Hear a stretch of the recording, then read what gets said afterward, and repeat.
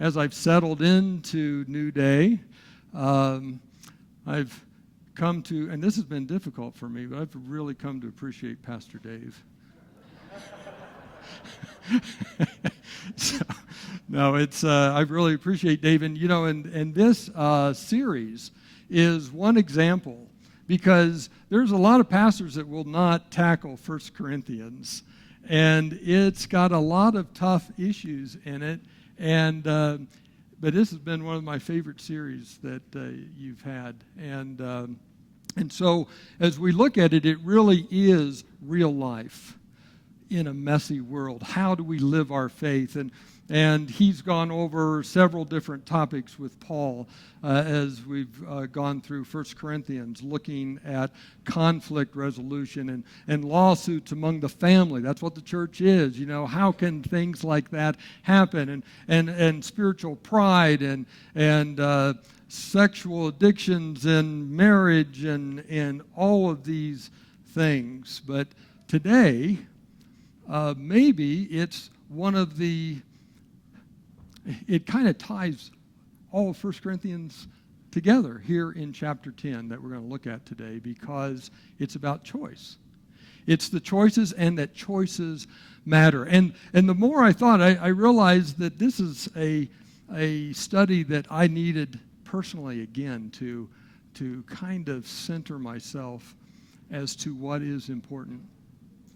It's real easy not to think that our choices make that much difference. And I think we get lulled into that because I looked this up, and the primary researcher in the world today, Dr. Google, and Dr. Google told me that we make about 1.2 decisions every 3 seconds, which is 24 choices a minute, about almost 1,500 choices an hour, 35,000 choices a day, 245,000 choices a week, 1 million choices a month, and almost 13 million choices a year. Now, some of these are almost subconscious, but whether that number is true or not, we know it's a large number. We are choosing all the time. And sometimes it's hard to know whether these choices, most of the choices we make, are even important, right? I mean, I live about a mile from Porter, and I can walk there. I can drive. Most of the time I drive, because most of the time I don't stay at Porter. I go to Castle Rock or someplace else that day for an appointment. Then I come back to Porter, so I need to drive. But I've got about 20 different ways I could go from my house, 1 mile, to Porter, and they're all about 3-minute drive. And then I have a choice on where to park. And of course, I'm going to park where my car will not get a door ding, and so that's a big thing for me. And I look for that place. But does it really matter whether I go down Logan or Downing or Ogden Street? Does it matter? There's a couple stories I want to tell. First story about myself. I was in medical school. Just gotten accepted to a scholarship from the Navy. So the Navy was going to pay for medical school for me, and I got a bonus to sign on. And I've been wanting a stereo for years. And we had a good friend who had this high-end stereo. He was MD, PhD student there. I knew him at Andrews. And since he's brilliant, I needed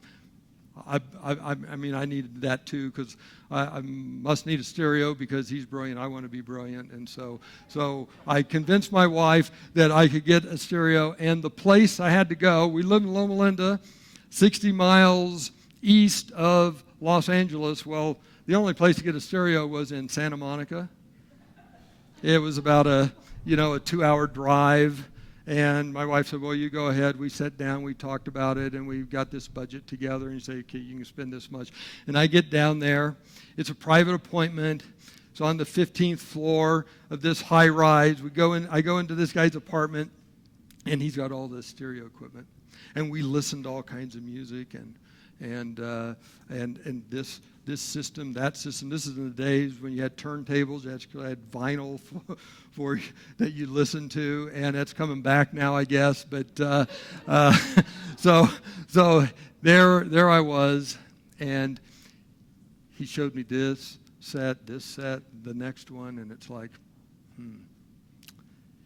that budget is, I mean, if she were here, I'm sure she would understand that the budget isn't quite enough because I need something better.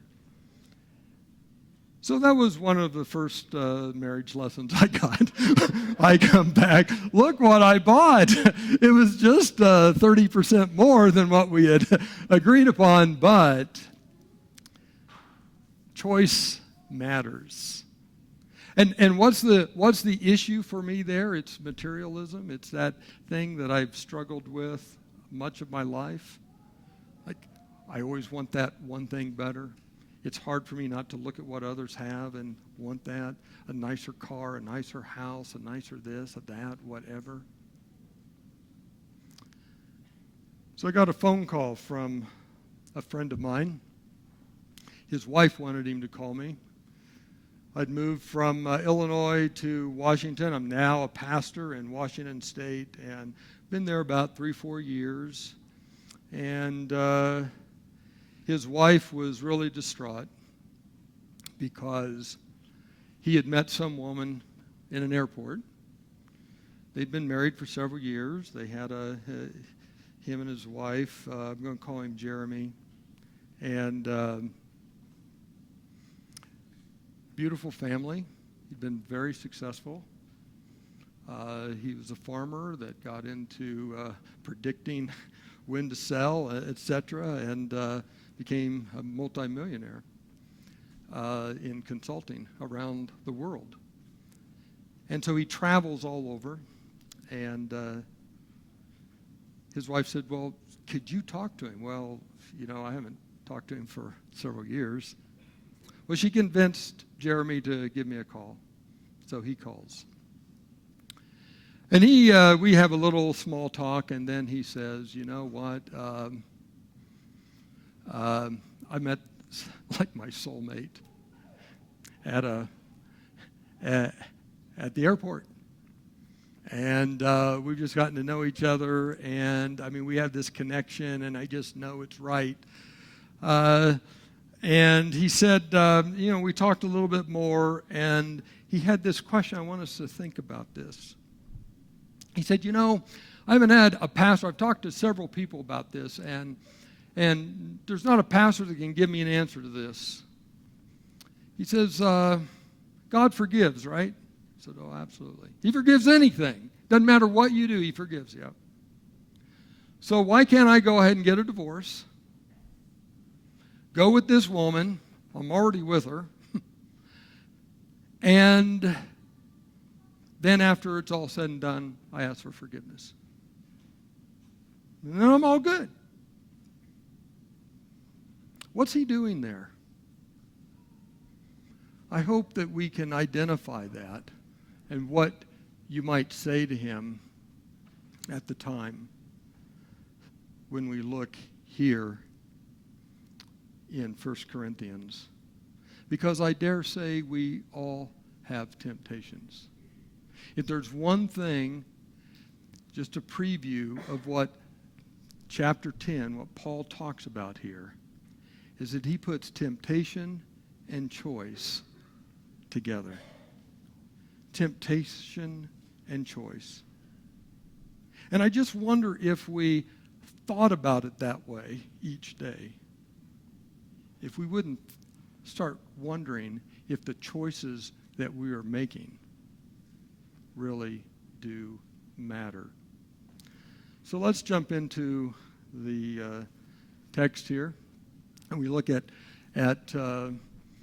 1 Corinthians chapter 10, verses 1 through 5, we're going to go through. I don't want you to forget, he starts out, dear brothers and sisters, about our ancestors in the wilderness long ago. Talking about the Israelites back in the day when they were taken out of Egypt. He says, I don't want you to forget about our ancestors. All of them were guided by a cloud that moved ahead of them, and all of them walked through the sea on dry ground. I mean, they knew God was present. They were the church. Paul is talking to you and me. He's reminding us we have a rich heritage where God is with us. Imagine seeing the wall of water walking on dry ground. He then goes on to say, in the cloud and in the sea, all of them were baptized as followers of Moses. All of them ate the same spiritual food. And all of them drank the same spiritual water, for they drank from the spiritual rock that traveled with them. And that rock was Christ. But then he says something that usually we want to just pass over. And he says, yet God was not pleased with most of them, and their bodies were scattered in the wilderness. He's talking about you and I. He's talking about people of faith who have seen the works of God in our own lives and in the lives of those around us. And he's saying, and yet, God was not pleased with most of them, even after we've been baptized. Now, isn't it true that just because we were baptized doesn't mean we don't have temptations, right? In fact, we might even have more temptation, as it seems that the devil works harder on those who have actually accepted him. It's one thing to struggle, as all of us do from time to time. But if you're like me, you kind of want to ignore that God is not pleased. God is not pleased with what I do sometimes. Now, if you think about it, when I think about it, it's not too surprising, because really it's just like God's disappointed. We've all been disappointed in our children's behavior, or our children have been disappointed in our behavior. We've been disappointed in somebody at church, or we've been disappointed in somebody at work. But when you look at the family, when I think of my own kids, and I think of the times they have disappointed me, and I think of the times that I have disappointed them, there's never been a time when we haven't loved each other. And so there's a difference between not being pleased and loving, right? So God may be disappointed in the choices that we make, that you have made this past week, that I have made this past week from time to time, but he always loves you. He loves you to the point that he has inspired men to record transparently what has occurred. So there's no sugarcoating any history in God's Word. He loves us that much that he knows that we need to understand that. And so he gives us prescriptions for happiness, for success. It's called the 10 Commandments. And he gives us these unedited stories of men and women throughout history. Think of it, Moses, a murderer who God was not pleased with, but whom God took into the wilderness for 40 years. By the way, side note, I think we all need a wilderness experience. Jesus needed one for 40 days. Moses needed one for 40 years. I'm thinking that we all need a wilderness experience from time to time. Hopefully it's not 40 years, but I know it's got to be at least 40 days because that's what Jesus needed. And what does that wilderness experience do for us? It helps us see who God is in our lives. Helps us recognize and realign our priorities and understand who we are. And so God was not pleased with Moses. He gives him a wilderness experience, and he leads the children of Israel out of Egypt. David is an adulterer and a murderer. God was not pleased with him, but God loved him. And he became a man after God's own heart. And so Paul goes on to say these things happened as a warning to us so that we would not crave evil things as they did or worship idols as some of them did. And idols, just put in whatever your temptation is, that's your idol. That's my idol. As the scriptures say, the people celebrated with feasting and drinking, and they indulged in pagan revelry. Here Paul describes the lusting that was involved by the Israelites, and he warns against following their example. He's talking in verse 7 here from Exodus 32, verses 1 to 6, that where Israel convinces Aaron to build a golden calf and they have a party. They worship that idol and they have a party. Isn't it true that most of our temptations, most of the idols that we have a party with them? It makes us feel good. Whatever the addiction is, whatever the issue that we have, we don't want to leave it. We don't even want to think of it as a choice that's a problem because we're having a party.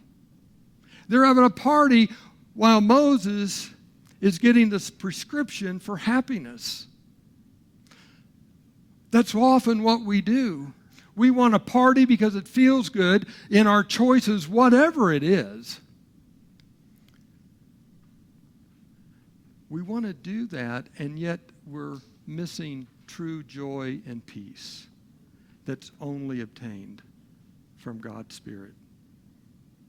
And so he goes on and says, and we must not engage in sexual immorality as some of them did, causing 23,000 of them to die in a day, nor should we put Christ to the test as some of them did and then died from snake bites, and don't grumble as some of them did and then were destroyed by the angel of death. In verse 8 there, the 23,000 dying, we see that story in Numbers chapter 25, and the Israelites had started worshiping the Moabite god, and they worshiped, which was worshiping through prostitution of virgins, and the Greek text tells us that 23 of them died in a day. And then in verses 9 and 10, they're out in the wilderness and they're grumbling, murmuring. What is that?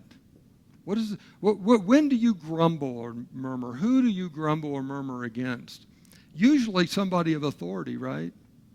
It could be an organization. It could be your boss. It could just somebody where you don't feel like you have control, and so you start grumbling. I don't think they know what they're doing. I think I could do a better job. That's what Israel's doing with God. That's what we do with God when we want to have our own way with the choices. We don't want to think that our choices really matter. And yet, what I'm getting from this is that we minimize the importance of our choices when we minimize the power of God in those choices. If you really think about that. When I think about, you think about how we get to this point where the choices don't make that much difference. It's because we're not inviting God in the choice. We're not saying, okay, God, what should I do here? What are my options? So Paul says these things happened to them as examples for us. They were written down to warn us for those who live at the end of the age. If you think you are standing strong, be careful not to fall. That covers each and every one of us, doesn't it? Each one of us is only one choice away from disaster. If you really think about it. Paul is telling us why he's told us about the history of Israel. When you go to your doctor, you could have back pain, you could have headaches, you could have problems with blood pressure, heart disease, doesn't matter. Whatever the case is, what does the doctor do? She takes a history, trying to understand who you are, gets lab tests, maybe x-rays, CAT scans, whatever, and so as much as humanly possible, knows who you are inside and out. And then what does the doctor do when it says, well, you've got this diagnosis, you've got this problem, and you've got some choices that you can make, that you would need to make. So we need to be in a partnership to help you control your blood pressure or back pain or whatever it is. And then the doctor, she will share with you research. What's research? That's stories of people who have had the same kind of problem. So we do these research studies, and we might have thousands of people. The more people we have in the study, the more powerful it is. And it tells us that this is what happens. This is why this choice is necessary. See, that's all God's doing here. It's being our physician and saying, okay, I know you inside and out. This is what thousands of people have gone through millennia, I should say, and they have these problems, and these choices lead to this problem.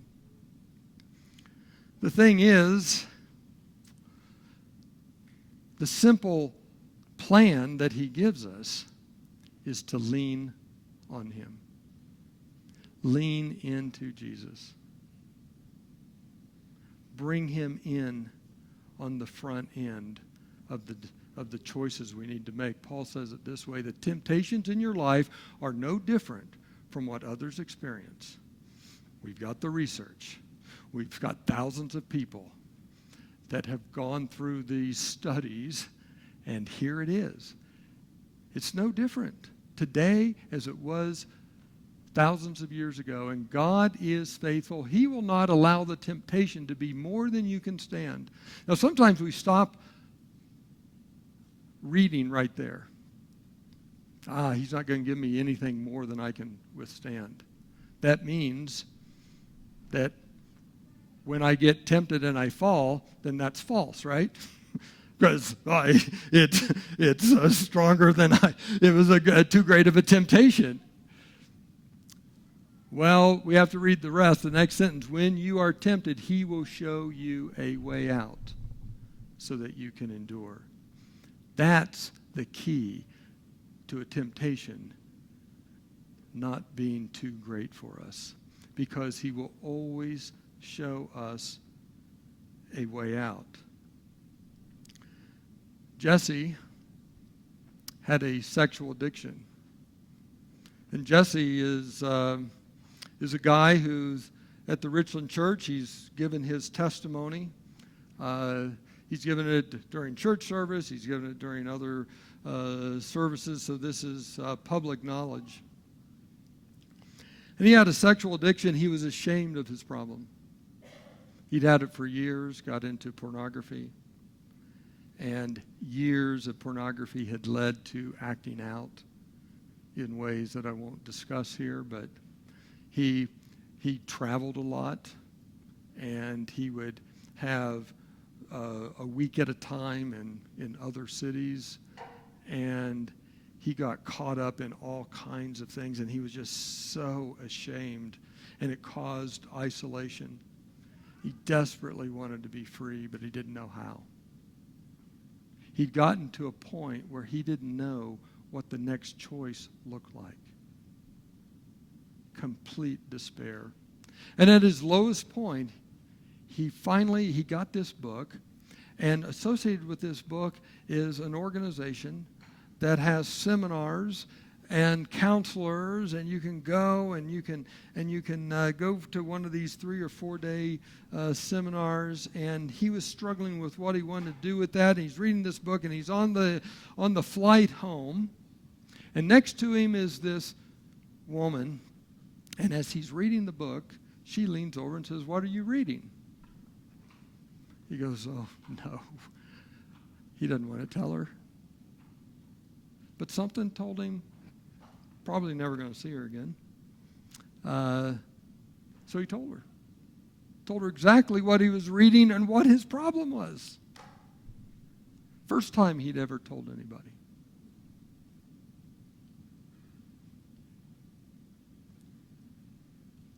It gave him a freedom. Even that gave him a freedom. He will show you a way out so that you can endure. It might be a woman sitting next to you on an airplane. It could be each one of us for each other. That's what we are here for. This is a safe place. There's prayer that goes on after every service here. There are our small groups, our growth groups. It's time to be transparent, because sin flourishes in darkness, in isolation, and to open up and be there for one another. That's the way out.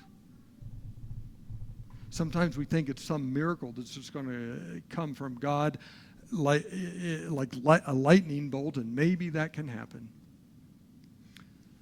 But more often than not, it's one conversation at a time. It's one loving brother or sister coming to another, having a relationship to be able to share the shame and be able to live in the open. Choice matters. See, we all sitting here really are the sum of the choices that we have made in our lives up to this point. The next choice we make can give us a new direction. But no matter where we're at, we really are the sum of our choices. We just don't see it. It's just like having kids, and you know, you can see we've got a new grandchild. She's 3.5 months old, and you can almost every day, but certainly every week, I can see changes. But there gets to be a point when you're with that kid every day, and they're 5 and they're 6. You don't see them growing, and yet they're growing. That's why we put the marks on the wall or on the door frame, right? And we take pictures of that, and that's so cool. We can see that you're growing. That's what our choices are like. Little ones every day that we don't know how they are changing us.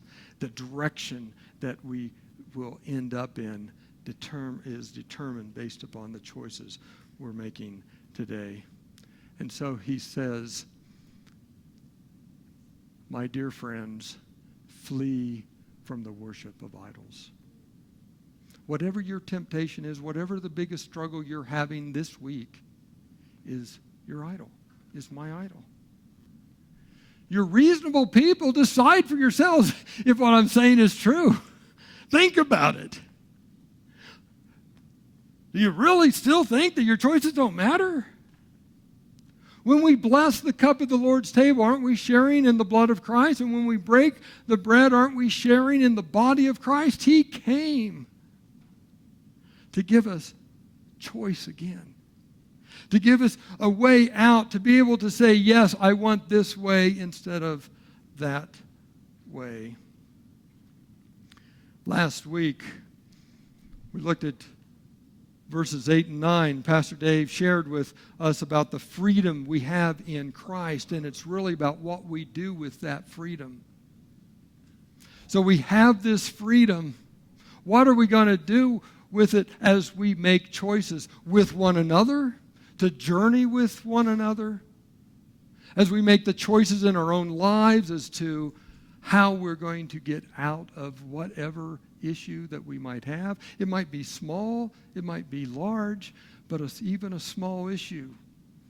And in this world, I suppose materialism could be seen as kind of not such a bad problem to have, and yet it can absolutely consume me and take me down the completely wrong path.